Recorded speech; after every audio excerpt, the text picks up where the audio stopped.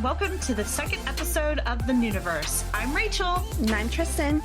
We're going to again start with the drama rundown, where we talk about a few shows that we're currently watching. As usual, I'm going to go first and talk about some stuff that I'm watching. I just finished Addicted, which is a Chinese BL about two boys whose parents end up marrying each other. The boys don't know that their parents are together. One of them lives in kind of a bad situation in that his father is very poor. And the other one is in another bad situation in that his father is a military officer. And they go to school in Beijing together and start to get close through their interactions in class and things. There is a lot more to this story, and I am dumbing it down because the actual show itself doesn't actually cover all of it. So I have mentioned this before. China has a ban on gay series where they just don't allow certain things to be broadcasted on network television and even their web shows. So Addicted, unfortunately, was in this year where they were canceling a lot of gay television shows that were being produced. And so in the middle of Addicted, in episode, I think, what is it, like 15 episodes? Yeah, it gets pretty, I mean, they have a lot of episodes and then... Right. And then they just, they literally cut it off in the middle. If you're watching the series, you know what I'm talking about. There's the introduction of a new character, and then all of a sudden the series is just over. This is not new for China, as I've said before. They've done this several times, and it's really funny because it's all Chai Di-jun's books for whatever reason. She also has another book that's called Falling in Love with Your Rival. Some people on Wattpad call it Counterattack, and it's a series about it's another boys' love series. I'm not going to go into it too much because I'm want to talk about it later. But for whatever reason, they also reinterpreted that into a BL series that made almost even less sense than Addicted did. And the ending of Falling in Love with Your Rival in the Chinese series is the boy gets asked out by a girl and then it cuts. And then what they ended up doing for Counterattack is or Falling in Love with a Rival, they just added in a web special that's like cleans everything up and kind of puts it back on the path of where the book was, right? So I will tell you, Addicted is really good. The guy that's in it, and I didn't write down his name, but the guy that's in it did another Chinese series that was a Het series that was really, really good. So I was a little like, I wasn't sure I was going to actually want to see him in a BL because I like my BL actors and my Het actors to kind of be separate. That might sound weird, but for me, some of them need to be separate. And so I watched Addicted, and it's really good. And the things that I liked about Addicted is the pacing is really good, right? The two main characters don't actually it's not your typical BL. They don't just fall in love because they see each other and think they're pretty or cute or whatever. They legitimately have a relationship that goes from, well, picking on each other and kind of this whole kindergarten bullying thing to, oh, well, I really respect this guy because he works hard. He gets good grades. He has a hard life. Things happened with his mother. Again, I don't want to go too much into giving the plot away. So Addicted is really good, and I highly recommend it. I would say, though, that you should be very aware of how the series itself on Viki will end, because they're going to introduce you to one of the main characters from the book, and then the series is basically done, and China won't allow any more for it to be run. So that's Addicted. And then, of course, I'm still watching Search WWW, which is about three women in their 30s and how they balance their careers and their love lives. I just have a few small notes for this series. First of all, I didn't really like Scarlett at the beginning. I don't like people who think that solving their problems by violence is the way to go is necessarily my favorite kind of, personality trait. But the longer you watch, the more Scarlett kind of grows on you. And she's just such a good character. Like, she doesn't beat up people for no reason. And I didn't dislike her because she beat people up. I disliked her because I don't think the violence is an answer at any point. But Scarlett's a good character, and she starts caring. I only saw like 4 more episodes, so I'm like right at episode 8-ish. So, you know, she starts caring for Tammy and how Tammy's life is kind of intertwined with hers. And it's really meaningful, in my opinion. I don't want to give too much away. But my favorite character, the last thing I'm going to say is my favorite character is the villainess, which is really dumb because I don't think she's really the villain, which is Song Ga-kyung. She is in the worst situation. She's only a villainess because we see everything through Tammy's eyes. And Tammy's not a bad character either, but Tammy doesn't see everything else that's going on. I don't think that excuses what her husband did to Tammy with the list, but I do think it excuses how she handles situations in regards to their businesses. So I am super excited about Song Ga-kyung because I think she's a great character. And I am personally hoping for a redemption arc for her and her husband. Again, I've never seen this series, so I don't know what happens, and I'm trying to stay away from Reddit because the K-drama sub really likes to talk about this series a lot, and I have not, so I don't know what happens, but I will tell you, I feel for her husband and her, because I feel like they both kind of got really cruddy lots in life. Like, they're just not... They could have done better for themselves, not for each other, but you can tell that they both care at some point. They care about each other. And then the last thing I want to say is the Lee Dong-wook cameo, of course, was a little jarring for me. I didn't expect to see him, and he's adorable, as always. You know, his voice started, and I looked up. I was like, oh, yes. He's adorable. Like, he's a great actor, and it's just really funny to see him cameo as an ex-boyfriend in the series, and I just wonder how that thought process went. Like, if the writers were like, oh yeah, we should just plop him in this series because, you know, he's super popular and everybody will know him, and you know, Tammy's adorable, so I mean, I could see them dating. I could see them dating. So for me, I know I mentioned in episode 0 Go Squid, so I actually started watching it. I'm about 31 episodes into it. It's a Chinese drama that is on Viki, and it's about a 30-year-old owner of a CTF, which is a capture the flag cybersecurity competition club, Han Shoyan, or I'm going to call him Gun because that's his handle. He has a very cold outward demeanor, but he's very caring towards the younger members of his team. He had retired from competing 10 years ago, but he still dreams of leading his team to win the CTF championship of China. And he runs into Tong Nyan, who is known as Little Squid. There's about a 10-year age gap between them. She's younger. And he runs into her at an internet cafe where she instantly falls in love with him. And through a series of events that they keep running into each other and get mistaken for boyfriend and girlfriend by both his teammates and both of their families who also happen to know each other. What I like about it is that each of the leads are geniuses in their own field. So Tong Nyan is a postgraduate working on developing facial recognition software and AI, and she leads lectures on it, and she writes her own software coding for like multiple times. You get to see her coding her own stuff with websites and apps. She's also a well-known internet singer with her own fan base, so she holds up really well with Gun, who's thought to be a god in his field.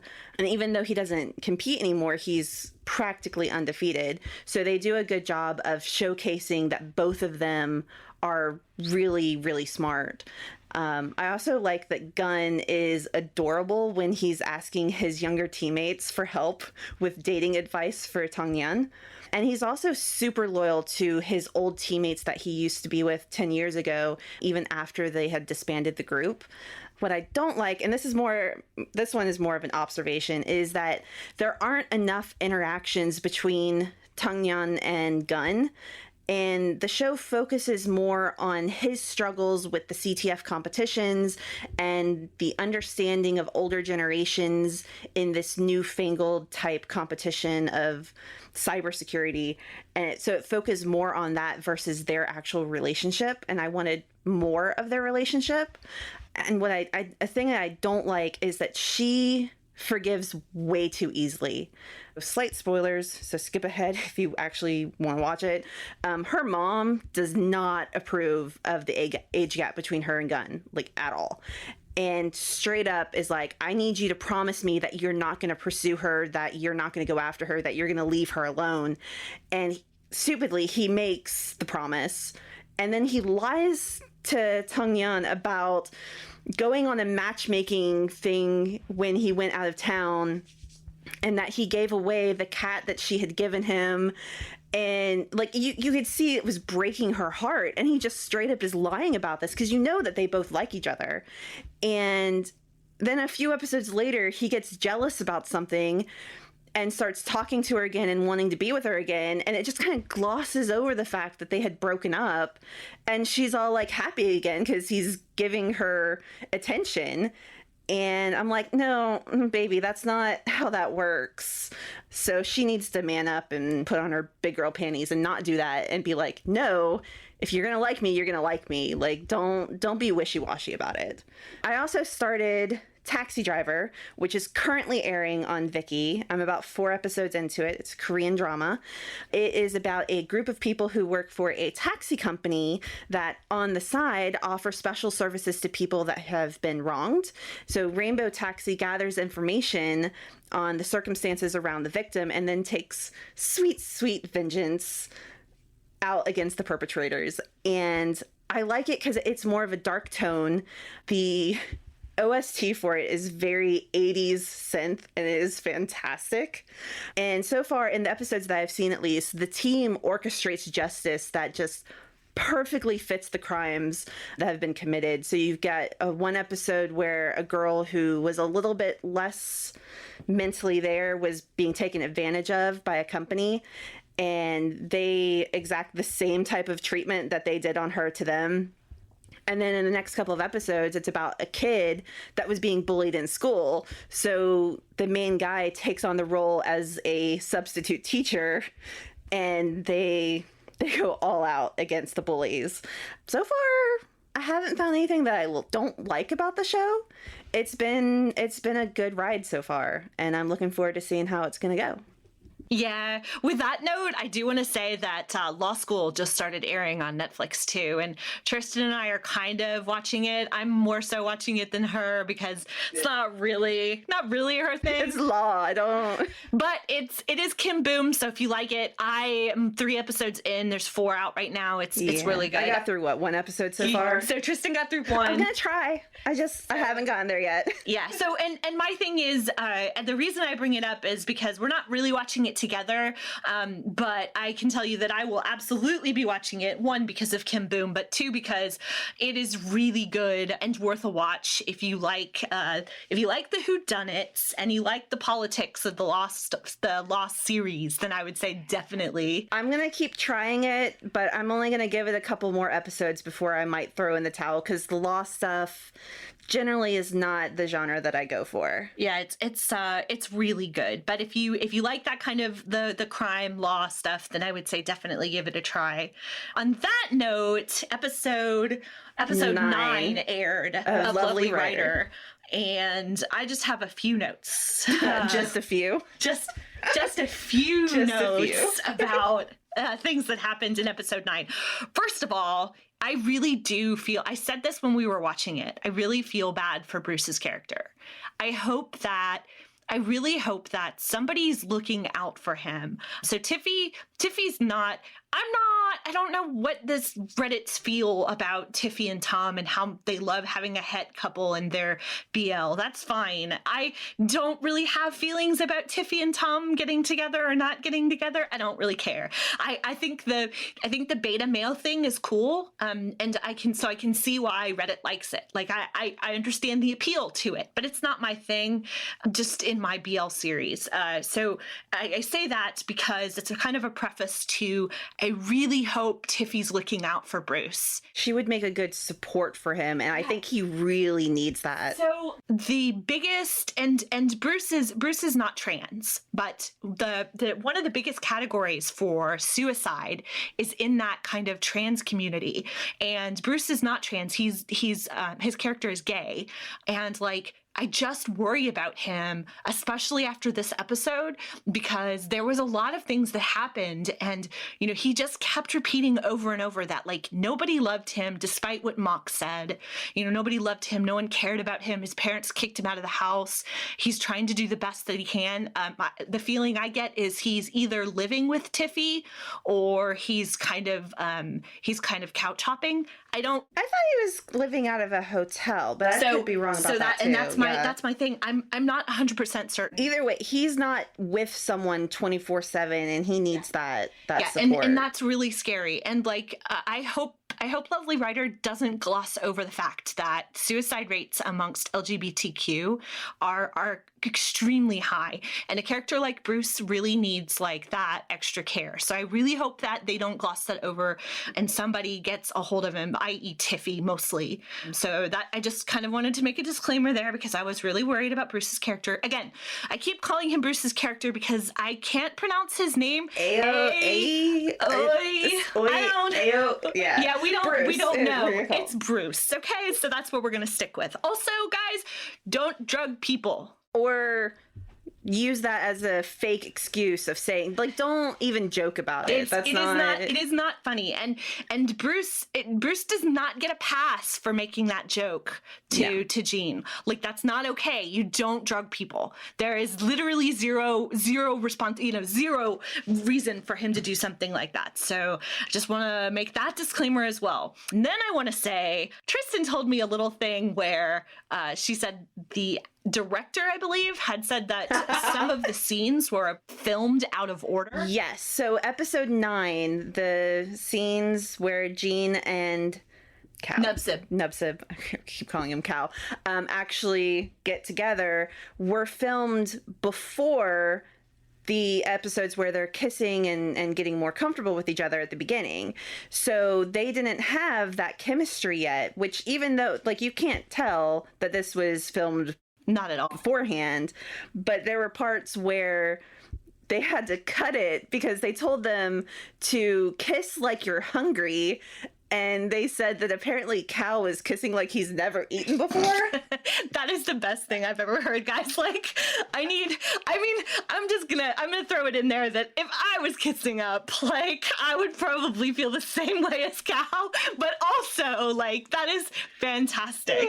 So also, like, watching the scene back today again, just to kind of get a feel for it before we recorded, I just have to say that, like, I'm not really sure what it is. This is just going to be a really weird, like, uncomfortable thing to say, but I don't know why Sam and you are literally the only BL couple that I've ever seen that use tongue.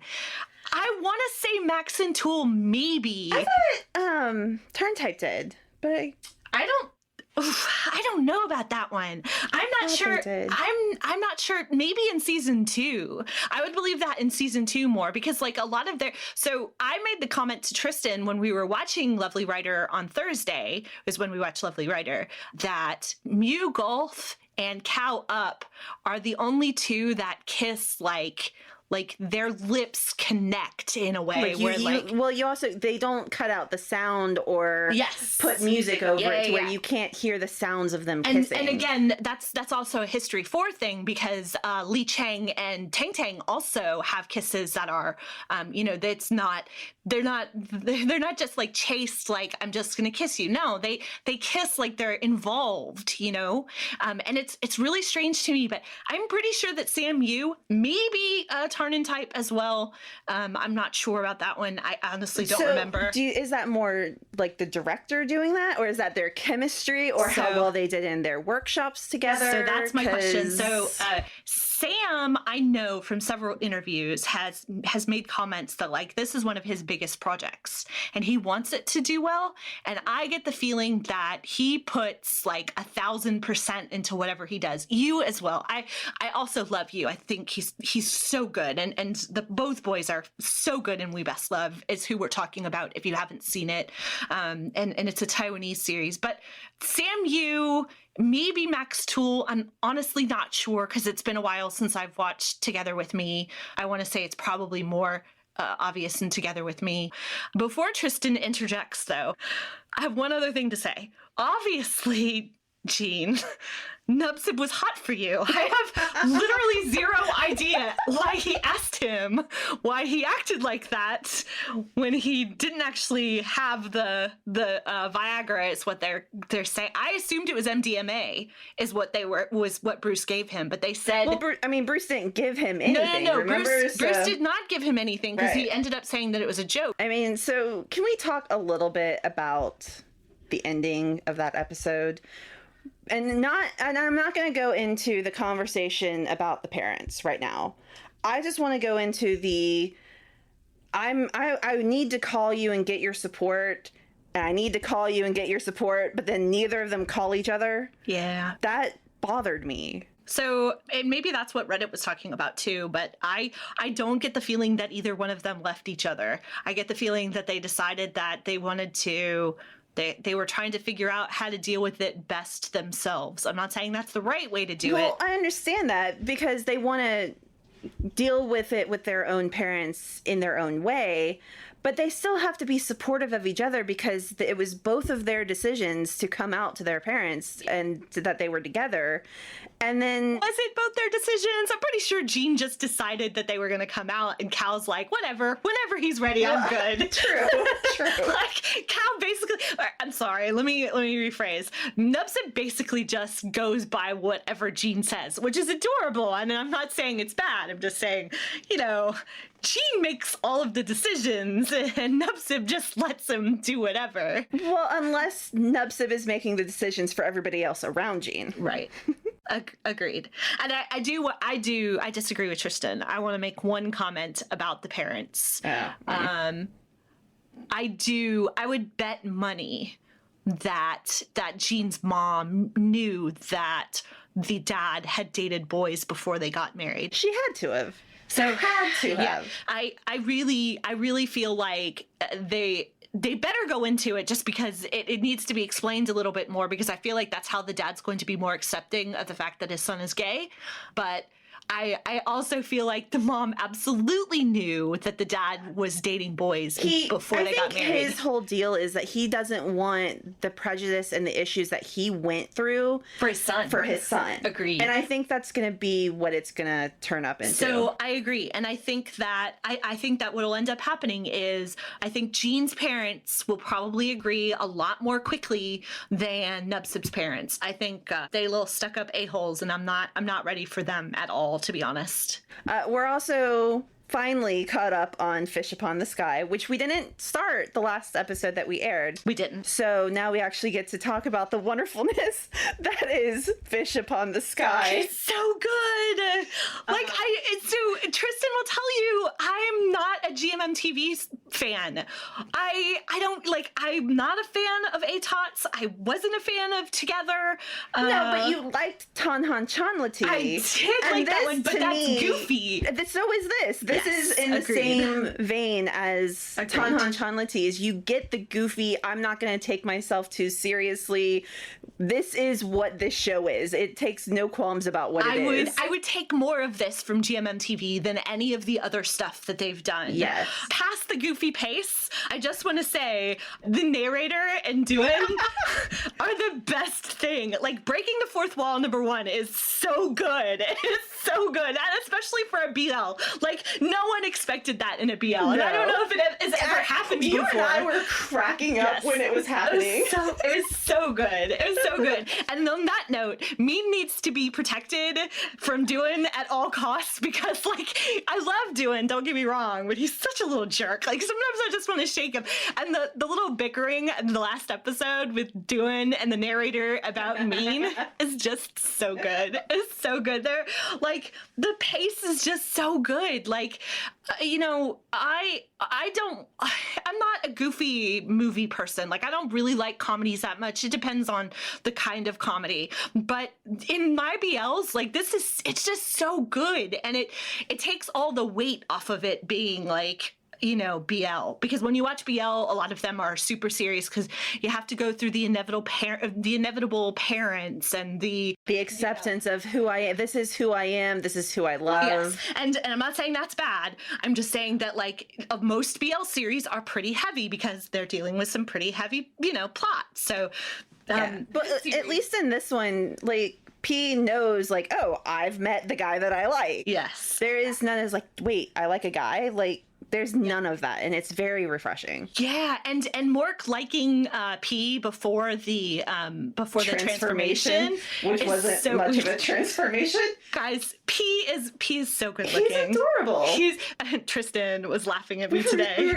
I am 38 years old, guys, so I'm way too old for these kids. But we're adopting him. We are adopting him as our own little child because he is much too cute to be here. Like, I absolutely love his adorableness, and I want more and more and more, and I hope he's in lots of things because he's so freaking once cute. We get you into Gifted Graduation, because he was really good in that one. Yes, and I hate Mork's name. As a 38-year-old woman, my first thought was, oh, gee, Mork and Mindy. Like, that was my first thought. You know, I obviously was not around for Mork and Mindy, but I know of it because my parents are boomers. And it's really strange to call him Mork. Yes, but for the 16-year-old audience that is GMMTV, they're not going to know that. They don't even know. My only pitfall with this series is everything in the first episode was just so good and set my expectations so high. Like my favorite scene, of course, was the little ear bob or the cream puffs. That was so cute. And Mork, like, brushing up against P, like, very casually on his ear, and then the part with the bag and the bag strap. So they set my expectations that, like, we were going to get a lot of, like, naughty humor, and then it sort of started slowing down. That a little bit with the heat stroke. Oh, that's true, but that was still episode 2, that was right? In 2, yes. So that was episode 2. The heat stroke was episode 2. Mm-hmm. And then this episode, I'm not saying I didn't like the kiss. I will say that my first comment to Tristen when we watched this was, if you aren't aware, the actor that plays P is actually only 17, and the actor who plays Mork is about 20 or 21. We're not entirely sure. He's 20. Yeah. And so P is really young, which is why I say it's really creepy, but we just want to adopt him as our little child because he's so cute. But P is so young. They did the kiss really, really well for Mork and P. They didn't make it uncomfortable. There's been no non-con. I don't see that happening in the series. I don't think they'll do it just because of his age. I don't think they're even going to touch it. They're being really respectful of the fact that the main character in the series is only 17, and it's floating on that edge, razor thin line, you know, but it's been so good. The kiss was adorable, and I'm really looking forward to the next episode, but I hope that, like, I'm hoping that the pace, not the story pace, but just they keep up with how they're going. Yes. And the last thing I'm going to say, unless Tristen has something to say, is my theory about Nan. Oh, well, no, I was just going to say that the scene where they're in the lab and the lights keep going on and off we almost died laughing because every time the lights came back on, they were in a different position. And it was so cute. It was so good. I mean, first GMMTV did the F4 thing in the first episode, or maybe that was the second episode, and just everything about this series is just fun, goofy. It's not dumb. It's not annoying. Yeah, it's something to watch when you just want to relax and have a good laugh and not worry about anything. Yeah, no, it's fantastic, and I highly recommend Fish Upon the Sky if you haven't watched it. The last thing I'm gonna say, and I'm gonna spoiler this because you may want to fast forward a little bit because this might give too much away. My theory for Nan is that he knows that Mork likes P and is doing everything he can to help Mork get with P. And that's why he's accepting all these things from P. I don't actually think that Nan has any intention towards P. Which would make sense because everywhere that P sees Nan, Mork is there. Exactly. He was at the club. He came to this event that they're at. Exactly. He's always there. And so I can see that theory being true. Yes. So if you haven't already, we're going to say one more time, Lovely Rider is probably the best thing that's airing right now, but Fish Upon the Sky is super cute and will break up all of the seriousness of the other airing dramas, History 4, with a nice little kind of relaxing series that you can just kind of watch without, with turning your brain off, basically. Yeah. So highly recommend them. Since we have we don't have a lot of viewers or listeners yet. We'll get there eventually. I'm one of them. Yeah, me too. It's fun listening to your voice. It's awful. It's Thanks. I like yours not too. You, not you. I mean yourself. I meant yourself. But one of the things that I thought we should do is kind of do like a intro. If you've never watched dramas, like what would we suggest who've been watching them for such a long time? And unfortunately, because we're a podcast, we're not going to tell you where to get all of these shows illegally. I am sure of places that you can get them. When I started watching dramas, I was doing them through torrents. So Same here. Yep. That's how I started originally. So like that's really old now. That's old news, and it's such old news that most torrents there aren't Korean drama torrents that you like download where you do. That's not a thing anymore. So if you don't already know, one of the major stories a couple of years ago was that the WB bought Drama Fever. And what ended up happening is Drama Fever was a huge online Korean show, a place to watch Korean dramas. And WB bought it. And I'm not entirely sure if they didn't put enough money into making sure to promote it so that it would stick around. But what ended up happening is it didn't quite bring in the viewership that WB wanted. And so Drama Fever eventually ended up shutting down, and it's no longer around. Although I do have to say there are still companies that are grabbing Korean dramas like crazy.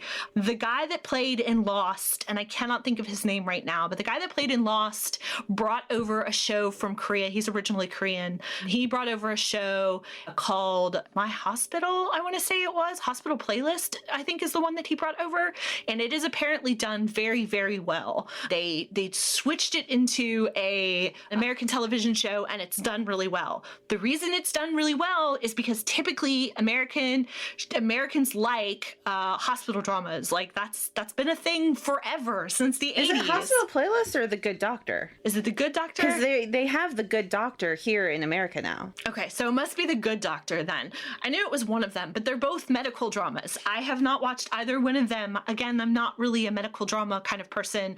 There's one with Lee Jong-suk that I watched, and I barely even remember that one, and I love him to death, so not my thing. So America does bring over some Korean dramas. They're talking about bringing over CBS, specifically the CW has bought rights for W2 Worlds, which will be interesting because Americans like to stretch things out as long as they possibly can, and W2 Worlds is only 16 episodes with an hour an episode, so it's 16 hours at most, maybe 18 with a little overage on each episode. So I'm not entirely sure what will end up happening to that series. But the reason I bring all this up is because, when we started watching dramas, none of this, the market wasn't as big as it was as it is now, and when I started watching them, we didn't have Netflix bringing over series or we didn't have Viki. I didn't have Tencent. And Chi was just Chi. I'm not. Apparently, Tristen and I talked about this. There's something different now. Chi, I think, is what they're called now, which is very strange to me. Amazon Prime has some dramas that you can watch. The good thing about a lot of them will host them, but if you're getting the really good platforms, they create their own original content. That's correct. And Netflix does that. Netflix, Viki has their own. I know that Tencent does. Amazon Prime, I don't think has started doing Korean dramas on their own. But the really good platforms will start putting out their own original content. And a lot of times they're really good. They are. So, and be aware that most of these are subscription services, right? You all know that you have to have, Prime to be able to watch any of Amazon Prime shows. But Netflix, I think, is like $10 a month. I don't honestly remember. I have T-Mobile, so I have it for free. And I use whatever T-Mobile gives me. With Viki, they do have free shows on there, but if you want the good shows, not to say that the ones that are free aren't good, right, but their more popular shows are their Prime or their Viki Pass Plus. Exactly. And I will say, we were talking about this earlier, Netflix is not a great place. If you're brand spanking new to dramas, I would not say that Netflix is the best place to look for them, only because their searching is harder. Yes. So Netflix has an algorithm, and it's going to give you movies and shows based on what you have liked before. So unless you have like a brand spanking new account through Netflix, you're not going to get necessarily any of the Korean dramas unless you either know what you're looking for or you've watched something before. Because you can go and search K-drama and it will give you a list, but it's not going to differentiate the genres for you unless you've started watching and liking stuff, and then you'll get their curated homepage. Exactly. But otherwise you're not going to be able to find specific things very easily on Netflix. So one of the good things is my suggestion would always be go to Viki first. That's VIKI.com. Always go to Viki first. You can search by country. So you could do China, Taiwan, Korea. They don't have Thai shows. That's, for whatever reason, that's not a market. They've started very slowly, because they've started a little bit with the BL, because they got Love by Chance season 2 on there. Okay. When it started airing, they were able to get that on there, but they're slowly starting with the Thai dramas on there. So I mean, that's at least good. But with being able to do it by country, then you can also do it by genre. And my thing is, it depends on what you want to watch, right? So depending on what you want to watch, I'd say, I would start personally. I wouldn't even do it by country. I would do it by what genre you like on Viki, and then just looking it up, because they're going to show you stuff from all of the countries, and they're going to be like, hey, this is really good, and this kind of fits your criterion. And another good place, not to watch stuff, but to get information, is My Drama List. Because you can search by genre, and it will give you a where to watch link. And a lot of times those are very helpful. Right. Yeah. And Viki is not going to be the place that you're going to want to go for BL necessarily. So Viki has BL, but it isn't somewhere that you're going to be like, oh yeah, the majority of your BL is going to be on Viki. That's not true. I would say, GMMTV, who we were talking about earlier, has their own YouTube channel, and they post up all their stuff on GMMTV. With subtitles that are actually really good. One of my beefs about Lovely Writer, this episode or the prior episode? It was the prior episode. Episode 8 was awful. It was the subtitles. It was just awful. There was a whole, and I don't even think we talked about it on the show, but there was a whole, because we loved episode 9 obviously so much, but there was a whole scene with Bruce and Up in the bathroom that made zero sense. Like half the context was just missing from their conversation. And so this week we have a Tencent, or is it WeTV? Tencent. Yeah, we have a subscription for VIP through them. And this week we watched Lovely Writer episode 9 through them, and the subtitles are just much, much better. So much better that, in fact, Tristen and I are thinking about rewatching the entire series just to make sure that we haven't missed any context, because for whatever reason, how we were watching it before from whatever. Well, we were talking about the subs being bad last episode, and having to read in other areas that they translated things incorrectly. Right. And I'm not sure how we got subtitles that were bad. I don't really know how that ended up happening. If we got, a bad YouTube or I don't know how that happened. What I can tell you is definitely try to stick to the legal sites. I'm not telling you that the illegal sites aren't there. They are, but the subtitles are going to be so much better and so much more worth it. I think the subscription for 3 months for WeTV was like $10. If I'm not mistaken. It's like super cheap. It is really cheap, and it's not anything like you pay for Netflix or Viki, which is $10 a month. So definitely start there. I was going to say, though, speaking of how long I've been watching dramas, my first drama, so I came off, okay, so I'm going to go back a little bit further, back to where I was 12 or 13. I was watching Sailor Moon on television. That's probably my first anime that I started watching I was 12 or 13. Sailor Moon and DBZ. Yeah, so I never watched DBZ. Everybody finds that really strange. No, it's okay. I watched Sailor Moon when I was young, and then that got me on this path of manga and watching a lot of manga and anime, and a series came out. I don't even know when I read it originally in manga form. I want to say I probably ended up reading it in college, because Hanayori Dango came out originally in like 92, which would have put me at I was 9 when it came out. So, I was pretty young for that. So I'm pretty sure I was reading Hanayori Dango back in college originally. And that was one of my very first mangas that brought me into this whole world of, they also do live action of manga in Japan. And so I swapped from watching or reading a lot of manga into watching the live action. I also watched the live action of Sailor Moon. We're not going to talk about that at all, because if you know it, then it's a train wreck, and we're not going to talk about it. But Hanayori Dango in live action form was so good. The Japanese did it so well. That was back in 2006, I believe, is when it was originally aired.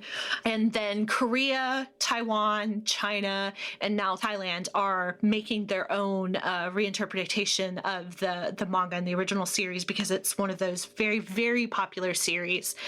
I made a comment on our last episode that I was surprised that Thailand was doing it, because there is a lot of bullying. It's a weird series to do after the Me Too movement, but shoujo will always be popular. So that's kind of neither here nor there. What I wanted to say was, that was my first drama back in 2006. And I think that led me to Coffee Prince, which is a Korean series. And then from there, I just kind of, meandered into Taiwanese shows and Chinese shows. I'm pretty sure the last thing that I can actually remember is I'm pretty sure my first Taiwanese series was probably In Time with You. And if you haven't seen it, it's really good. It's with Ariel Lin and Chen Bolin. And I had a huge crush on Chen Bolin, but pretty sure that Tristen is the same, in that Coffee Prince was hers as well. For my first Korean. So coincidentally enough, even though you and I did not know each other, we both started watching dramas in the same year. Right. For me, it also started with, I had read manga, anime. One of the mangas that I really enjoyed was Kimi wa Petto, which is You're My Pet. And I realized somehow, I was browsing the interwebs one night, and I was like, wait, there's a live action to this? And it was the Japanese live action, and I fell in love with it. More so to the fact that Jun Matsumoto, who plays the main character in it, is a cutie pie. And I basically binge watched everything that he was in up to that point. And then I learned that he was in a J-pop group, and then that led me to more people to watch their dramas of. And practically the first year or so that I was watching dramas, it was strictly J-dramas for me. And then I finally started branching out, which it took me a minute, because the language was just different. Japanese is very to the point, kind of not only harsh, but not only is the language different from Japanese to Korean, I will say, for those of you that have never watched anything that's Japanese or Korean, the tone from Japan to South Korea is very different. So my first feeling is to say production quality in South Korea is better than Japan. That's not necessarily true. What's better in South Korea is the writers and the intent that they put behind the series. I feel like in Japan, it's mostly just like joke. Like they just turn a lot of things. Yeah, to me, it's just they keep churning out stuff. Yes, exactly. And the Japanese series do tend to be shorter. They're usually 10 episodes. Right. Not usually an hour long. They might be 25, maybe pushing 45 if even. But they're not as in depth as you get with Korean dramas. And that's not always true, but for the majority of them that I've watched, it's very short and kind of like, oh, here's you some 10 episodes, like just keep moving. So, and I don't want you to think that I don't like Japanese dramas. Me personally, I just don't watch them enough anymore as it is. I still watch more. Yeah. Right. And she watches a lot of them. I can't, I mean, we just watched, so we have a K-drama group on Wednesdays that watches stuff together. There's about 7 of us. And we watched In-House Marriage, which is on Viki. And it's on Viki, and it's a Japanese short series that one's only 7 episodes. Yes, and that one was made from a manga as well. And in my opinion, you can just tell. There's just a lot of manga tropes in it, shoujo tropes in general, I feel like.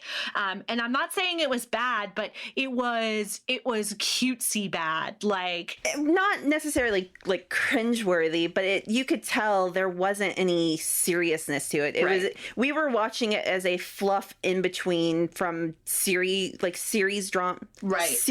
dramas that we were watching. Right. We needed something lighthearted, and Japanese tended to be what we went towards. Right. Well, also, I'm forcing everybody to watch Scarlet Heart next because it's in my top 3 dramas.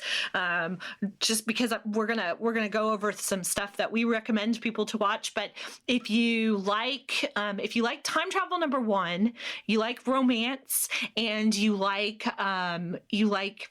historical political stuff. Yes, then Scarlet Heart is for you. Also, IU is in it, and I've talked about her before as it is, but we're gonna watch that next. I don't want to give anything away because Scarlet Heart, there's just no way to explain it without giving too much away. So if you haven't seen it, it's really good, and I highly recommend it. But it's not. It would not be an intro drama to watch. It is not an intro drama. It is very serious, and it's very political. A very, very short synopsis, I would say, is Scarlet Heart is about a 21st century woman who gets thrown into the Goryeo period, which is a period of where Korea was ruled by the imperial palace, and there are 9 princes that are all vying for the throne, and that is what Scarlet Heart's about. And it's very, very good, but it's very serious and doesn't necessarily have a happy ending, depending on how you look at it. So I would say, not a drama to jump into, but we're starting that this week, and I'm really excited about that. I will say, though, depending on what kind of series you like, there's a whole bunch of things that translate really well from America to Korea, and even Taiwan. I don't talk about as many Taiwanese series because I feel like while they're good, again, the quality just is never going to be as good as South Korea. Unless you're talking about BL, you are just never going to get the quality of drama that you do from South Korea from any place else. Now, if you want to talk about historical dramas, then you need to watch Chinese dramas, despite the whole thing about gay people not existing, and skinship being kind of looked down upon in China, their historicals are very good and very accurate. A note to that, though, is if you're going to get into Chinese dramas, you have to be aware of the dub over, because they have to make sure that when they're airing something in China that everybody can understand it. So they tend to dub over in it's in Mandarin. They dub over everybody. So in China, if you aren't aware, there are multiple dialects. My boyfriend speaks Cantonese, and he does not understand anyone that speaks Mandarin. So what they do is they record a drama, and then they have Mandarin voice actors that literally record over everything, because all of the dialects are so different that there's just no way that they could, air a drama with that many. Even the Chinese characters, that's something I'm not too familiar with, but I'm guessing that even just trying to subtitle it would just cost them more than just dubbing over it. Yes. So there are some dramas that you can watch that have the subtitles as opposed to dubbing over, but even then it's very far and few between. Right. And I think like in Go-Go Squid, you can even tell at certain points that they've gotten different voice actors to sub over separate parts when they're talking specifically about the cybersecurity stuff. Right. It's someone completely different than their regular voice actors that are saying something. So especially when they do that for English, when they put English stuff in there, you can tell that it's different. It's different speakers than the actors that are originally voicing everything. So very strange. So with that in mind, I want to make one little comment and just say we're going to give you a couple of different shows that we think that you definitely should check out for, especially for intro. If you've never watched anything that's Korean, Taiwanese, or anything, we want to give you a couple of different shows in different categories that we think are worth it. However, we will also post up. We're going to make a page on our Noonaverse website. That's NOONAVERSE.com. Don't forget the at the beginning. Yes, don't forget the at the beginning. And we'll post up a page up there of like Dramas 101 so that you can kind of look through and see what we might recommend if you want to start watching anything. Because there are a lot of places, we're talking about things that, you have to pay, subscriptions that you have to pay for, but a lot of these things are going to be on either Netflix or Viki, and sometimes a lot of the Viki shows are free with commercials, so definitely check those out. I want to talk about rom-coms because they're one of my favorites, right? Just real quick, anything with Jung Ji-hyun is going to be fantastic. She's an actress that did My Love from Another Star or My Love from the Star, and she also did the Legend of the Blue Sea. So I would check out anything that she has. But one of my all-time favorites, I'd say it's probably in my top 3. If this isn't my top drama, We Best Love is really, really close. If I'm mixing all my Het series and my BL series together, there's a series called It's Okay, That's Love, is a series about a couple of adults who have a few mental health disorders that end up falling in love with each other. And it's just really, really good. That is not a good description of the book or the plot, but I would definitely check it out anyway. For me, I'm not a big fan of rom-coms, so if you want something darker, and the Korean dramas do this really well, there's a few Strangers from Hell on Netflix is really good, about a guy who moves into a shared living space with kind of psychotic people. Kind of psychotic. Kind of. Lee Dun-wook is in that one, though, so I'm watching it. That one's Korean. If you want something Japanese on Netflix, Alice in Borderland is really good, and it's about people that are thrust into a world where they have to play games to survive. And that's a good one. It's super dark, though. Yeah, I would probably end up watching that, even though it was Japanese. Mm-hmm. And actually, the production on that one is a little bit higher than most J-dramas. Yeah, I would definitely jump into that one. The other thing that I want to talk about before we talk about BL, because that's going to be our last one, I want to talk about fantasy romance, because that's probably my second favorite kinds of series or genre. If you haven't watched it, Debut I know I say this all the time. We talk about that one a lot. We talk about W a lot. It's a fantasy romance, and it is also coming. That's the show that I was talking about earlier. That's coming over to America. Definitely give it a chance on the South Korean version before the American version, because the actors are Hyun Hyo-ju is just fantastic. So I would highly recommend W. Is really good. It's about a woman that's thrust into a comic book world, which I think is the main reason that they think they can sell it in America. In this day and age, yes. I think comic books sell, and I think that's they know that they can make it really good with that one. And then, of course, I'm going to mention the one that I mention all the time because Kim Un-suk, which is Goblin, and that's another fantasy series that I would highly recommend. I'm not going to summarize that one because there's a lot going on in that series. Yeah, that one's a hard one to even put in like a one sentence synopsis. Yeah, you can't do it. There's no way. So I like stuff that is based off of webtoons, and there's a lot of them out there, but a few that I really enjoyed would be Extraordinary You, which is about a girl who realizes that she's living in a comic book, and she tries her hard. At first she thinks she's the main character. Nice. And then she realizes really quickly that that's not true. So then her role is to try to figure out how to make her life better in the comic book instead of just going through the path that's written for her. So that one's really good. That one is on Viki. Another one that I really liked was The Uncanny Counter, which is on Netflix, about a guy who gains the ability to fight evil spirits, and him and this group join together to do that, and it's actually really good. I feel like that one's been on my list for a while, and I keep good. saying I'm going to pick it up, and I never do. I binged that one. It's really good. So I do want to talk about BLs because obviously we talk a lot about BLs on this show, and we intend to keep talking about BLs. All the time. All the time.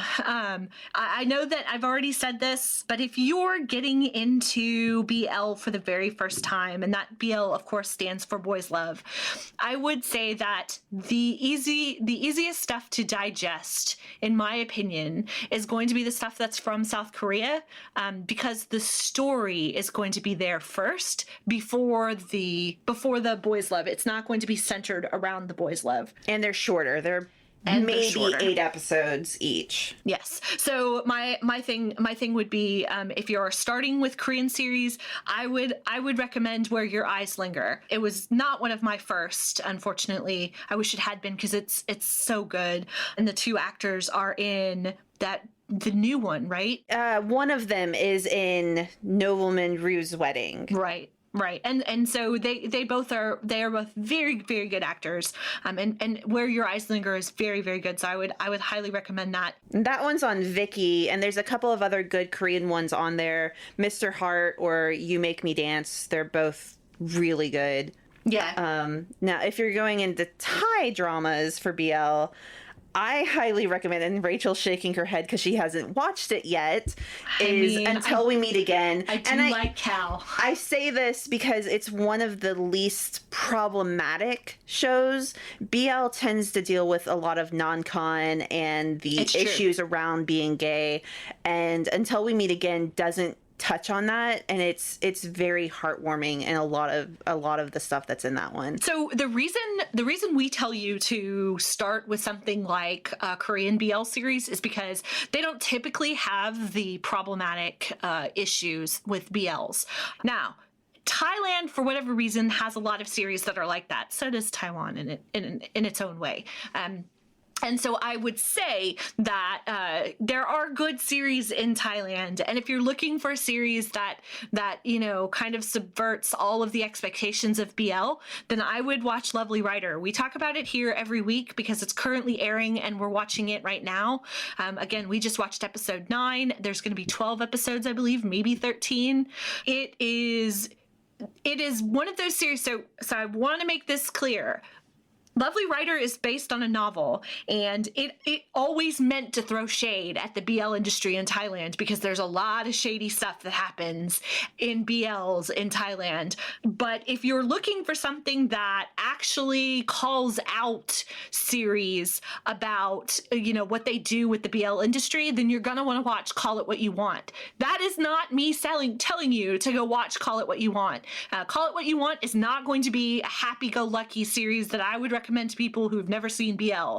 Call It What You Want is going to be one of those series that's going to be like, this is the cruddy stuff that happens in Thailand with the actors and what the expectations are from the BL industry. And if that's your thing, then I would say watch Call It What You Want. If you expect that from Lovely Writer, you're not going to get it. Lovely Writer is going to be like, haha, we threw shade at Mame that one episode with the bathroom scene and yada yada. So I just wanted to make a kind of a disclaimer there, because I feel like a lot of people on Reddit are disillusioned as to what Lovely Writer is supposed to be. Lovely Writer is not gonna uncover all of the BL secrets in the industry. That's not what it is, guys. No, but we're gonna make that page on our website so that y'all have more recommendations that we would say to start with. And then of course, once you start, you're not gonna stop. That is the thing about dramas, is once you get into them, you realize how good they are, and then you just keep wanting to devour more and more of them. So we'll make sure that that list is up there before we post this, so that y'all have a access point of where to go, what they're about, and things that we recommend that y'all watch first. Before we end the episode, as usual, in other news, not necessarily related to dramas, we have some food for thought. I want to talk about these books that I'm reading so bad that I mentioned in the first segment. Tristen shaking her head because she knows how much I consume books. Every week it's like, I've read this, and that. I'm like, how? How do you have time for this? I just go through books so quickly because I much prefer, okay, I shouldn't say I prefer reading books. That's not true.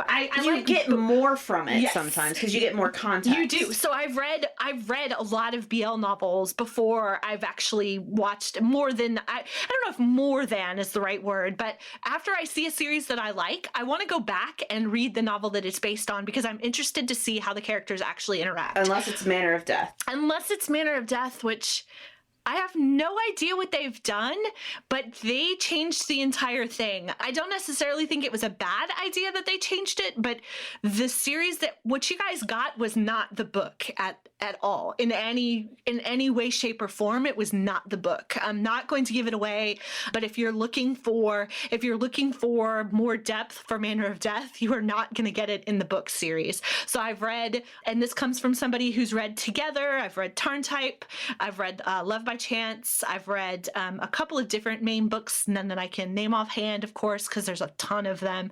Meb has 5 or 6 pages of main books. I didn't realize she had written so much. And again, if you're looking for a legal place to download and read the books, I use the Meb app. That's M-E-B. And they have a lot of the Thai books translated into English. But I am actually reading right now, I'm in the middle of several. I'm reading Chai Jijan books, which is The Addicted that I mentioned earlier, and I'm reading Counterattack, aka Falling in Love with Rival. I'm reading Together with Me, and I'm reading Lovely Writer. I want to make a comment here before I start with the other 2 good ones on my list. Together with Me is not what you are used to in the series. This is another one. I don't know if it's a Max Tool thing and they've just decided that, they're not going to follow whatever the book was because it's Max and Tool. And I mean, we all like seeing them make out. I'm not going to lie. I really enjoy watching them make out.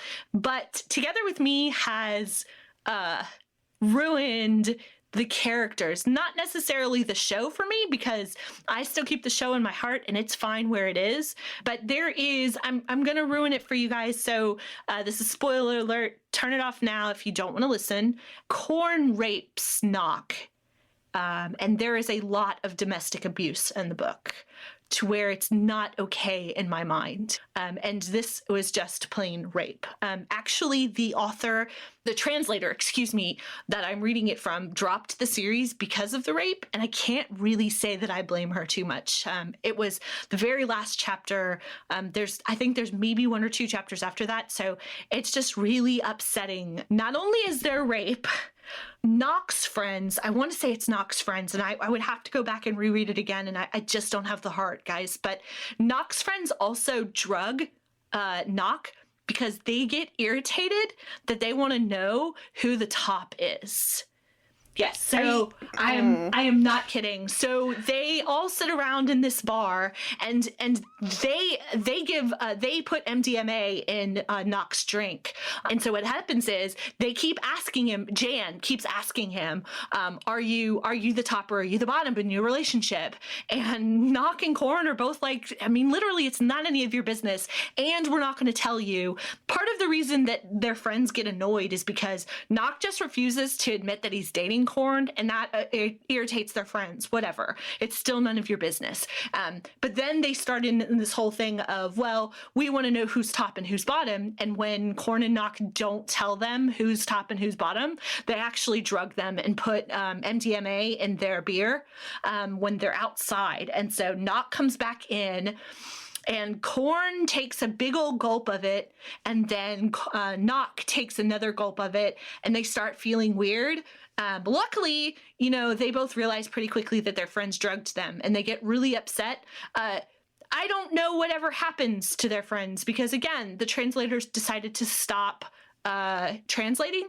But I will say, really quick, Yiwa is not in any of that. Yiwa in the book is a damn badass, and she continues to be a badass, and she is not a part of any of that mess of drugging Corn and Nock. In fact, with the spousal abuse from Corn to Nock, she beats the crap out of Corn. She's like, "This is totally unacceptable that you've done this," and it's really good. Yiwa's a fantastic character, not Tristen's favorite in the series. No. I actually liked her. Oh, okay. In the first season. Yeah. Did not care for her in the second season. So that's what it was. Okay. Yeah. No, in the books, I liked her in the first season. In the book, she is still the badass that you remember her as.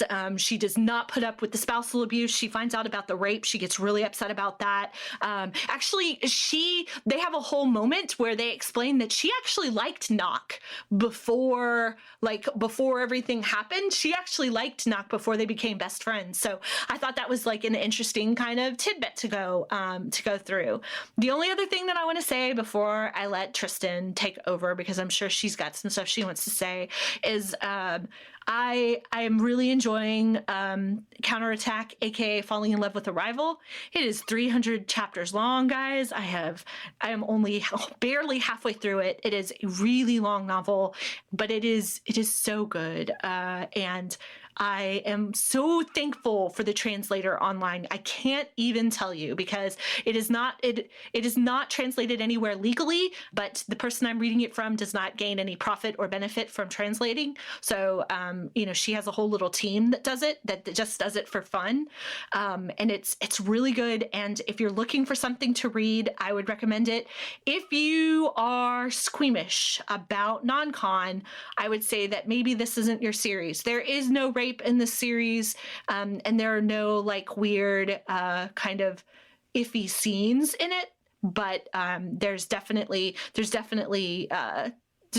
some questionable stuff, but not anything like domestic abuse or rape like Together With Me, which is really disappointing in my opinion. I don't think I'm ever going to read that book. For me, I already didn't really care too much for Together With Me. Just in general, it was not one of my favorite series, and I did not like the second season at all. And that just, to me, just puts it even further down on my list. So I will say, I watched it mainly because I like Max and Tool, and I read it because in my mind I can imagine it being Max and Tool. But then the stuff in the last chapters, I was like, no, this is just not how Max would treat Tool, and it's just not how Tool would treat Max. So for me, it was really jarring and took me out of the book fairly quickly. I also don't find domestic abuse funny and or good to write about. I am not sure why these books think that this is okay to write about. What took me out was I do not ever see Max treating Tool that way, and I do not ever see Tool treating Max that way. So for me, it was very jarring and took me completely out of the books. I don't know why they allow that to happen in the Thai novels. For whatever reason, they just think that spousal abuse is an okay topic and rape is okay. So I think personally, this is going to be my little soapbox comment for the day. I personally think that Thai authors think that, oh, well, because it's two boys, it's fine. I really do believe that that's what they think, because it is really common and it's totally unacceptable. Rape is rape, period, guys. They make that comment in History 4 when the kiss happened, or no, when he's touching him in the pool, remember? Afterwards, he's like, oh, so you're saying if you're not a female, it wouldn't be considered sexual harassment. Exactly. So I think there's definitely something to that. So Tristan's right. So again, then, you know, it might not just be a Thai novel problem. It may just be an Asian consent thing. I'm not entirely sure, but it isn't okay. And it really was not okay in Together With Me. And I can't recommend you guys to read it. So it's unfortunate, but it's not one to read. I will say, as my last final thought, I'm going to keep saying that, but as my last final thought. Until you have like 10 more. Yeah. My last final thought is Lovely Writer is being translated for a nonprofit online as well. And it's only like 3 chapters in. It's super short right now. And it's totally worth it as far as I can tell. So that's definitely something you should check out. So my stuff is not problematic at all that I'm going to be talking about. I'm always the one bitching is what she's saying. No, I want to mention, and I know this has been out for a little bit now, but it's been however many weeks since we last recorded. Only One Of came out with a music video called Libido. And in their music video, which is already overly sexualized because it's about your libido, it is a very boys love heavy music video. They pair up the guys, and there's a lot of longing in that video, and it's fantastic. It's beautiful. And the dancing is great. There's butt touching and like caressing, and I loved it. Well, the internet went crazy, especially in South Korea, because that was not okay. You know, it's too much for them. But they even did all the dances on their live stages for their promos, and everybody was just like, no, this needs to stop. So their response to it, which I love, is they came out with a dance version of it, of their music video, called Guilty Pleasure version. That's great. And it was the dance version of it had even sexier dance moves. Nice. And it was fantastic. And I love them for that being their response to that, is they're not shying away from their problems. Like, they're like, no, this is what we're putting out. And I applaud them for that, because they definitely good for deserve them. that. Yeah, and no, Korea is one of those ones that likes to make sure their boys love series are very proper. So good for them. Yeah, I highly recommend it. If you haven't seen the music video, shoot over to YouTube. I might have to check that and out, watch. guys. I've sent it to you, so that's your fault for not seeing it. It is my fault. Definitely go check out the song. It's really good. Check it out on YouTube. Listen to it on Spotify. The only other thing that I want to mention, like, we just got caught up on Kingdom. And I was kind of upset because I was reading about the miscommunication that happened with the first stages that they had, that apparently 3 of the 6 teams were not aware that the budget for the stages had been that is insane, like higher budget. And you can really, really tell it with the ones that they weren't able to do their stages as a higher production because of it. Yeah.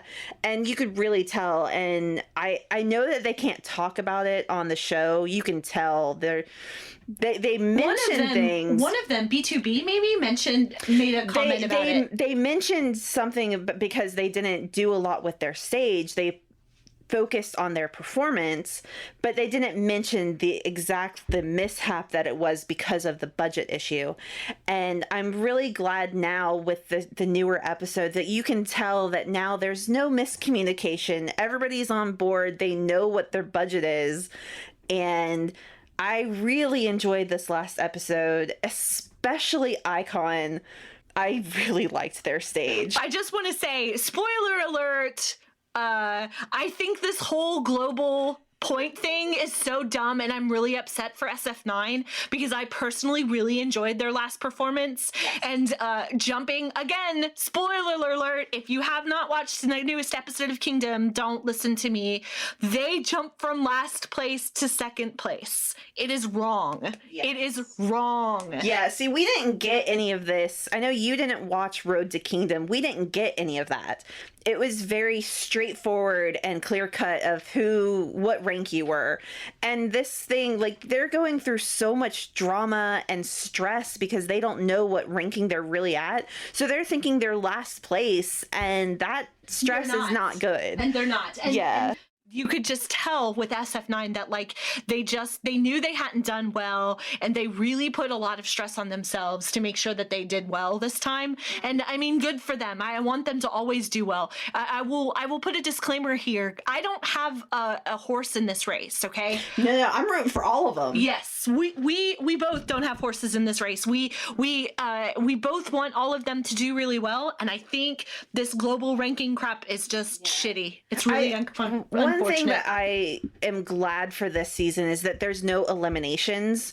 In Road to Kingdom, I felt so bad for all of the groups that were being eliminated because they were going through all of this for prepping and the stages and the drama, and they're doing such fantastic work just to get eliminated. So at least in this one, there's no eliminations, and it's really, really good. Another thing that, and I know I've mentioned this probably before, is that all the groups cheer on the other groups so much. Because they're adorable. And you don't get that in American reality type stuff. It's no drama within the groups. It's, we're going to hold up my sign for you and cheer for you.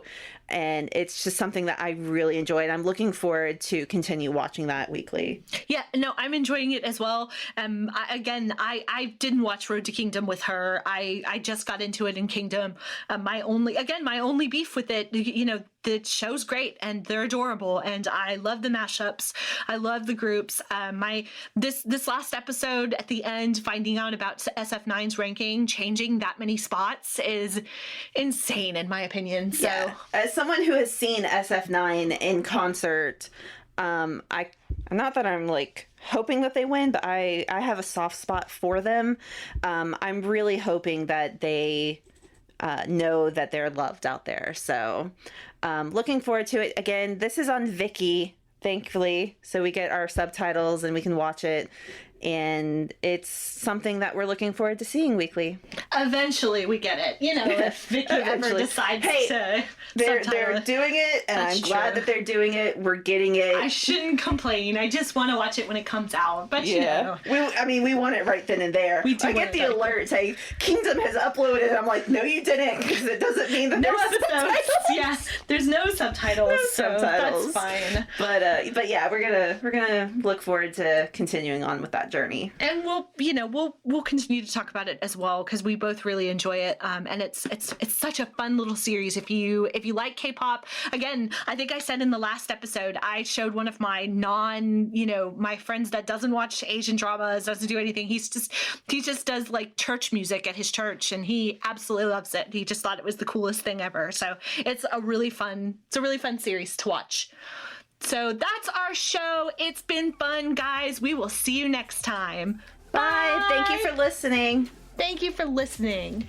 Thanks for listening to today's episode of the Noonaverse. If you enjoyed the show, don't forget to subscribe. Want to learn more about the show?